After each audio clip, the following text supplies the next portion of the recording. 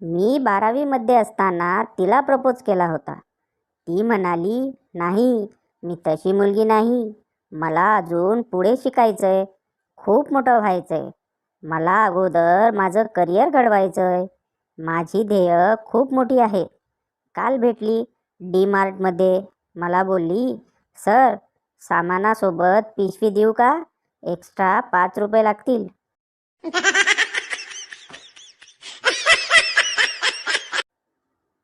नवरा दिवसभर कुकिंगचे शो बघत असते, पण स्वयंपाक बनवायला कधी जमला नाही. बायको, तुम्ही पण कोण बनेगा करोडपती बघत असता. मी काय बोलले का? शांतता.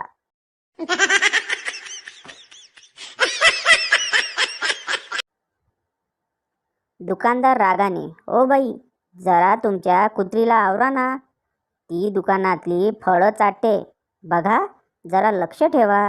बाई प्रेमाने, ल्युसी डिअर, नको ग बेटा ती फळं चाटूस. किती धूळ आहे ना त्यांच्यावर. ती पोटात गेली तर तब्येत बिघडेल ना माझ्या राणीची.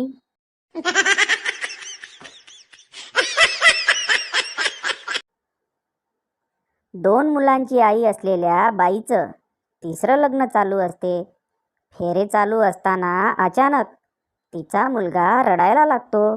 बाई संतापात त्या मुलाला ओरडते, आई गप्प बस, नाही तर पुढच्या वेळेला तुला आणणारच नाही.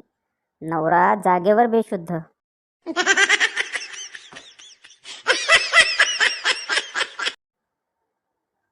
एका मुलीच्या टी शर्टवर मांजराचं चित्र काढलेलं असतं.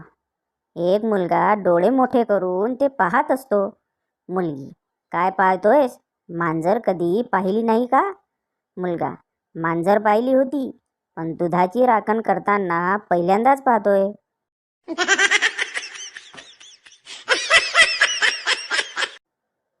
बायको, अहो, ऐकता का? त्या बाजूच्या पिंकीला गणितात 100 पैकी 99 मार्क्स मिळाले. नवरा, अरे, मग 1 नंबर कुठे गेला? बायको, तो आपला पिंट्या घेऊन आला.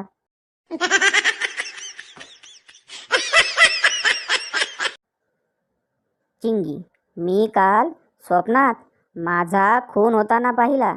पिंकी, तू काही घाबरू नकोस. असली स्वप्न जर खरी झाली असती तर मला रोज दिवस गेले असते.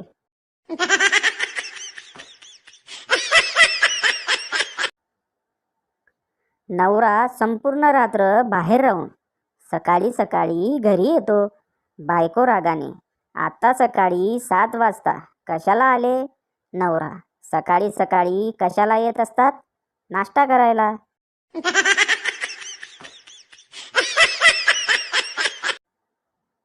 मुलगी कस्टमर केअरला, मला एक मेसेज 15 जणांना पाठवायचा आहे, कसा करू?